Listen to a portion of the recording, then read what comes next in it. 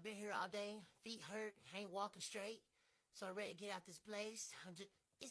Is somebody bouncing? They're bouncing the ball. Who bounce? Excuse me. Excuse me, sir. I need. Slow down now. I need that ball back. We're about to close. We're about to Knock, knock, knock. Seems the black community has a visitor. They roll back DEI. We roll back our wallets. Now Target is rolling back to us, hat in hand. It's giving karma. It's giving, oh, now you care? But more importantly, it's giving news. Let's rewind. Target tried to play cute earlier this year, scaling back their diversity and inclusion efforts after rallying up the right wing.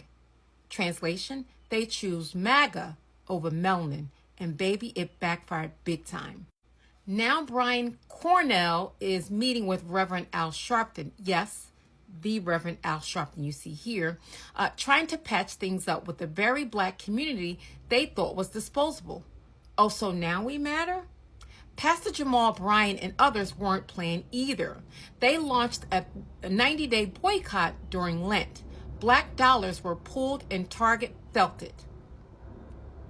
And now let's talk numbers. They're really ugly. Target lost about $12 billion in market value after gutting DEI, and now they're facing lawsuits from shareholders. You fumbled the culture, you also fumbled the coin. Black-owned brands that once thrived in Target's DEI spotlight are now caught in corporate crossfire. Left wondering what happened to the allyship we had that you promised us. It's giving corporate panic. It's giving performative regret. It's giving a big lesson in never biting the hand that built your brand. So y'all, what do y'all think? Should we forgive or forget? Like, what do you think? How should we move this forward? I know Al Sharpton is going to give him a mouthful, but Al Sharpton doesn't speak for all of us. So hit the comments, send this to your bougie Target bestie, and follow up for more on FAFO Moments. Thanks for watching. Target is now asking to speak with Reverend Al Sharpton. For what reason? We don't know. But Reverend Al Sharpton has not even posted about the boycott against Target. But it shows that Target understands that we ain't fucking around. And they done fucked around and found out. Target, we've been telling y'all for the last couple of months that we are the buying power in the United States. Black people make shit move. We drive the culture. And when you decided to hit below the belt and renege on your DEI initiatives, you didn't think we were going to pull our money back? Baby, we are joking with y'all now. Y'all are not even a protest anymore. Y'all are not a boycott no more. We have normalized not shopping with y'all. It only takes 30 days to actually pick up a habit. And so we as a community have picked up the habit of not even going to your store. And Reverend Al Sharpton has not even endorsed the boycott. But he did criticize Target and warn them that if you fucked up, you may find out. I don't know if it was the hairdo that made you pick him, but pick somebody else. Pick somebody who actually is boycotting y'all. Because Reverend Al Sharpton will not get us to move. Hell, Jesus may not even get us to move. Hell, I don't even know if we'll come back to y'all, honestly, Target. Y'all have shown us y'all true colors. The reason y'all cared about black folks is because it was a trend. It wasn't because it was something y'all actually wanted to represent. The same thing with the LGBTQI community. But good luck, boo. Target CEO requesting a meeting with Al Sharpton has to be the funniest shit I heard all 2025. I know Target rolled back their DEI. Since they rolled back their DEI, their sales from the African American community has been extremely low. Actually, we don't fuck with them. Now, some of us still fuck with them because clearly, you know, one thing about us black people, we can't all get on one accord, baby. We just gotta take the best we can fucking get. The fact that Target CEO thinks contacting Al Sharpton for a meeting is gonna get the black community back in their fucking stores. Baby, this is worse than the fucking Betty Boop shirts. Like, who in the fuck y'all think we are? Look, Target, this is all the fuck you have? So you mean to tell me all of the money y'all pay for marketing, somebody on y'all committee sat there and said, to get the black people back, let's go and fucking get Al Sharpton. No, bitch. How about you give our community some money? How about you make some donations? How about you get our shit back in that store? How about you give every African American in your fucking corporation a fucking raise because you decided to roll back DEI? Every day I wake up, I feel like I'm not living in the real world. Like, is this place really fucking real? So you mean to tell me this is the same place from 10 years ago? Y'all can't fucking tell me something ain't going on in the vaccines y'all got at COVID. Because the fuck? Like, this shit is crazy. Join me as I dive into the heated debate on whether Black America will boycott Target forever, and I'll explore the reasons behind it. The conversation about Black America's relationship with Target has been ongoing, especially in light of recent controversies that have sparked intense discussions within the community. Recent incidents have led to calls for a boycott, with many in the Black community expressing frustration and disappointment with the retail giant. These incidents include rolling back of their DEI program, which have been widely shared on social media. The sentiment within the Black community is one of outrage and disillusionment, with many feeling that Target has failed to address this issue adequately. The Black community has long been a significant customer base for Target, and the company's response to this allegation will be crucial in determining the outcome of this boycott. Well, it would have once upon a time, but it looks like the decision has been made among the masses. They're not going back. Many are calling for a complete boycott of Target, citing the company's alleged history of ignoring Black customers' concerns and failing to create an inclusive shopping environment. These incidents have also sparked a broader conversation about the role of corporations in addressing social justice issues and their responsibility to the communities they serve. Many are wondering, why would Target reach out to Al Sharpton? To be fair, he has been speaking for Black folks for many years. Actually longer than I've been born, but if they would have read the room, they would have saw the decision to boycott was a consensus within the community. Let's take a minute to hear what Reverend Al Sharpton had to say on the matter when it first started. Our position has been, we announced on Martin Luther King holiday in a big rally we had in Washington, that we're going to, in 90 days, release a boycott list all over the country. But in the interim, we're going to do a boycott. We're going to go and support those that support diversity. And you must remember, these DEI programs are not only for Blacks, it's for LGBTQ, it's for disabled, it's for veterans. So our position is very simple. If you do not want to commit that you will have diversity in your workforce, diversity on your board, diversity on your C-suite, then why would you want to have diversity among your consumers? Yeah, there's some in the Black and brown community that say if you boycott stores that sell our products, that actually hurts us. Tabitha Brown in particular said this. But I think that is like saying in segregation time that if you fight for desegregation, I'm going to lose my job that is unfairly paid and unfairly done. We want Black businesses to prosper, but we don't want them to prosper at the expense of dealing with the larger issue. We should take those companies and support them, put them online. We'd rally for them. We'd have buyouts with them. They should be calling us rather than trying to defend people who may give them shelf space, but will not guarantee that for the community. So there's a way to make both things happen at the same time.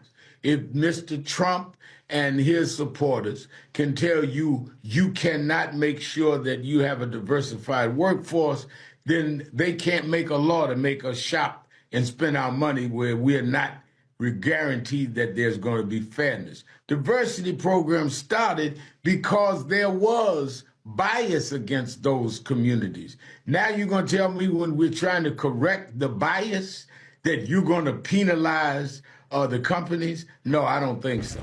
So I'm at the airport, so I can't scream the way I normally do. But Target has requested a meeting with Al Sharpton to try to mitigate this issue of the rollback of DEI and the impact that it's having on their company. The problem that I have with this is that it's not any other community that a corporation thinks that they can go to quote unquote leaders and get those leaders to cause the community to stand down. It is only in the Black community that someone can think that they can go to someone who is quote unquote a leader and get us as a people to shop at Target. And what has invariably happened in the past, all due respect to Al Sharpton, what has happened in the past is that they paid off that said leader, and that leader went ahead and finagled his way into the hearts and minds of Black folks and caused Black folks to do what they were objectionable of doing at first. In this case, they want Target They want us to go back and start shopping at Target. So they went to Jamal Bryant, who was initially the person that started this boycott, and with the hope of getting him to do them a favor. And black folks have decided that this is a leaderless boycott. This is a leaderless issue, and we're not going to be swayed by quote-unquote leaders. I don't care if you're a pastor. I don't care if you have had a history of marching for the rights of black people. And more importantly, this is something that I think black people need to understand. We don't need leaders. We can make up our own mind. And historically, the people who were so-called leaders, as I said earlier, have gotten the bag, and we have been left with the chips, the crumbs. This is not one of those situations where we need to be at all interested in what Target has to say. Their stock price is going down, and it's going to continue to go down. And when they made their announcement of the rollback of DEI, their stock price has done nothing but go down. So leave us alone, Target. Live in the stuff that you initiated. Go back to your Republican friends and ask them to support you. Don't ask one when you ignored many. Ask the millions of us who stopped showing up. The revolution will not be. The history of boycotts in Black America is long and complex, with many notable examples of successful boycotts that have led to significant social change. We'll be speaking more on the history of Black Americans' history in later videos, so be sure to tune in for those. Since Trump is trying to wipe away history, so their kids won't know of all the inhumane things they did and all the lies they've been told, we will tell it. So be sure to download and save the information, because they're taking away the book, the museums, the teachings, etc. Back to the story.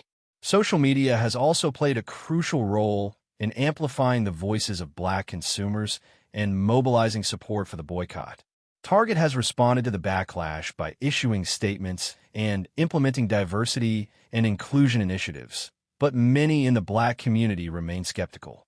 The company's efforts to address the controversy have been met with criticism, with some arguing that they do not go far enough in addressing the systemic issues at play. Historically, boycotts have been an effective tool for Black Americans to bring about change and hold corporations accountable for their actions. The impact of social media on consumer behavior cannot be overstated, as it has enabled Black consumers to mobilize and organize around issues like the Target boycott. Here is an example from the past to show you the power behind what the community is doing. Man, listen. Before Target eliminated DEI, the streets of Mississippi in 1966 were silent. You see, white-owned businesses were empty, cash registers didn't ring, because Black folks, honey, the backbone of their profits were gone. At first, the shopkeeper said, they'll be back. But then days turned to weeks, then weeks turned into months, and months turned into years. What had once been a town that disrespected Black money was now on the brink of collapse, and one man was behind it all. I remember the time Black people boycotted nearly 10 years because people disrespected their Black dollars. This month, I'm telling our stories through the lens of AI. Mr. Evers didn't ask for respect, baby. He took it when his brother Medgar Evers was gunned down in cold blood for fighting for Black rights, baby. Instead of running, Charles picked up the torch and lit the whole Dagon system on fire. This was after a young Black man, Roosevelt, got gunned down by Port Gibson police officers following the assassination of MLK Jr. baby. He demanded the entire police force be discharged, and when the demand was not met, he declared war, not with bullets, but with Black dollars.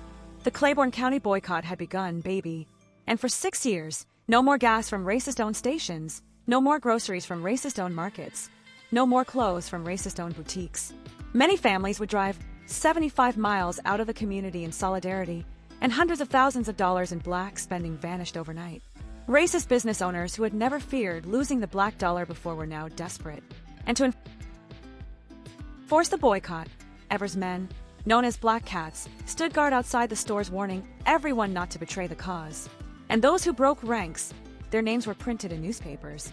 17 racist merchants sued the NAACP and Charles Evers for $2 million and said Black people could not boycott racist businesses, honey. Then he ordered the NAACP and Charles Evers to pay these racist businesses over $2 million. But in 1982, the U.S. Supreme Court ruled the boycott was legal and protected under the First Amendment. Black people had the right to use their dollars as a weapon. So those same business owners apologized and hired black workers to include black police officers. And then those same boycotters did something else. Charles became mayor. Frank Davis, fired by his racist boss, became Claiborne County's first black sheriff. And boycott organizers ran for city council, and they won Honey. And black business owners became a majority on Market Street. They went from asking to be a part of to owning the political and business economy in Claiborne, Mississippi. This wasn't just a boycott, it was war. And Charles Evers, he won. Pardon the voiceover. There is music, and you know how YouTube is. So you see, what the community is doing is proven to work. Keep it up, and they will all come back begging. Are my eyes deceiving me? Not Target trying to get Al Sharpton to help them with their business.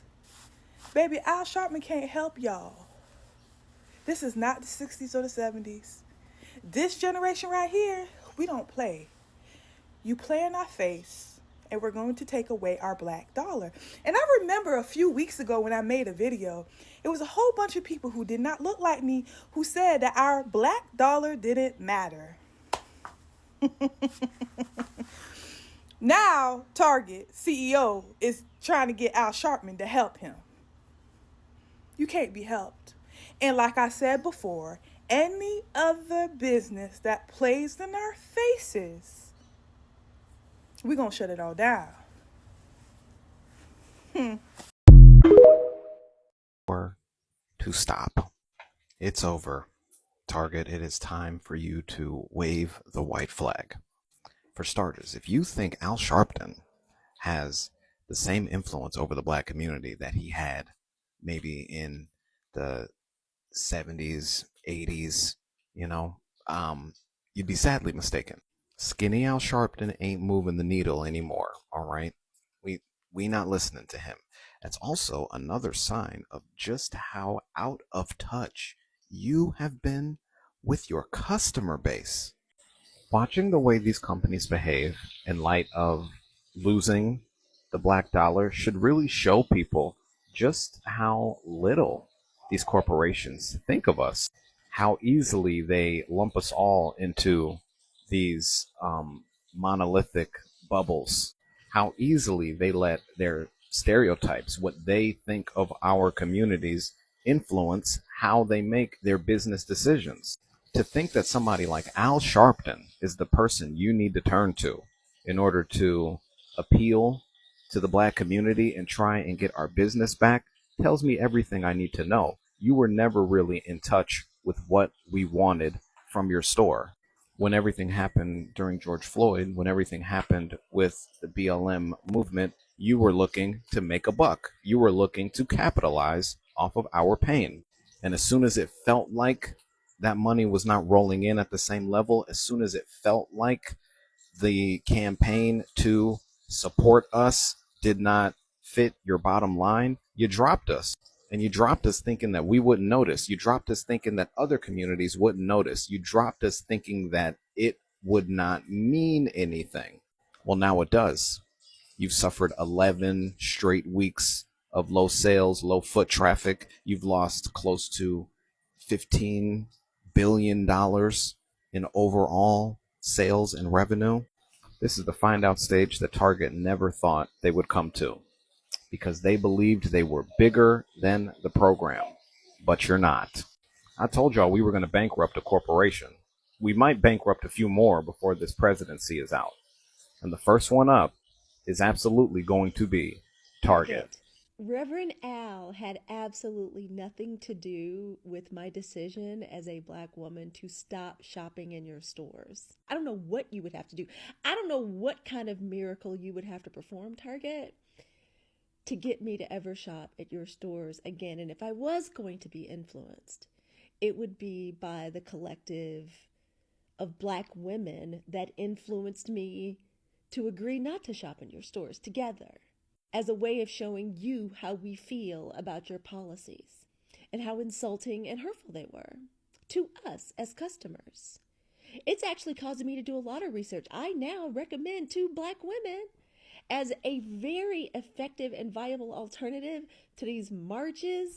We're withholding our dollars from stores and retailers like you that treat us the way you did.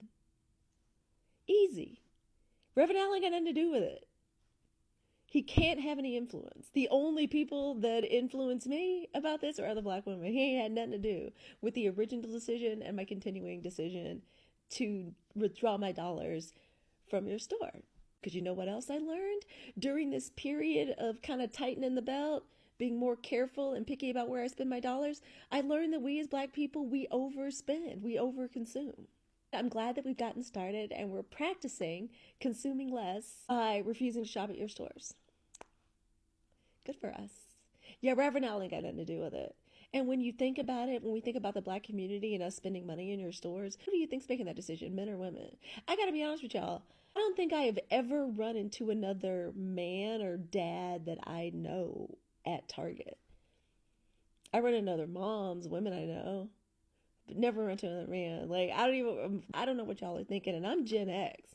And to be perfectly honest, and this is just me sharing, I have never understood or accepted like Reverend Al as some representative for me as a Black woman. I've never gotten it. I don't get him. I don't understand this appeal he has. I understand he has, you know, a CV and a list of accomplishments, and he is somebody, you know, important in the civil rights movement. I guess to say that Target is out of touch. Target, what you are doing is letting your slip show. We are definitely seeing how completely out of touch with where we are on this. As far as I'm concerned, economic boycotts of Target, stores like Target, one of the best and most efficacious way for us to do activism during this time. It's safe and it's effective. Yeah, Reverend Al had nothing to do with it. Where did y'all get that from? Who's advising you? Al Sharpton, that's fine. Go ahead and call Jesse Jackson while you're at it. Get Reverend Louis Farrakhan on the phone. Call Malcolm and Martin and Rosa Parks' spirits from beyond the grave. It's not going to matter. Black folks aren't going back. We've seen straight through you. Actually, Al Sharpton told you, if you want to go ahead and withdraw yourself from us, that's fine. But we reserve the right to withdraw ourselves from you. So go ahead and call them people up and try and get whatever you're going to get. You know, whatever you think is going to benefit you. But I promise you're not going to find it. The FO part of the FAFO doesn't stop just because you're tired of it, just because you're losing money, just because you made a horrible business decision. So talk to whoever you need to talk to. It's too late. We're already on the same page. Took you too long to get your story together, so we got ours together. Good luck, Target, and let the stock markets be ever in your favor. Whether the boycott is a lasting movement or a temporary response remains to be seen. But one thing is clear. The Black community will not stand idly by while corporations ignore their concerns. As we consider the implications of this boycott, I want to hear from you. Share your thoughts and opinions in the comments below, and be sure to check out another video on consumer activism to learn more about the power of boycotts and social change. Keep up the good work, people. We see you.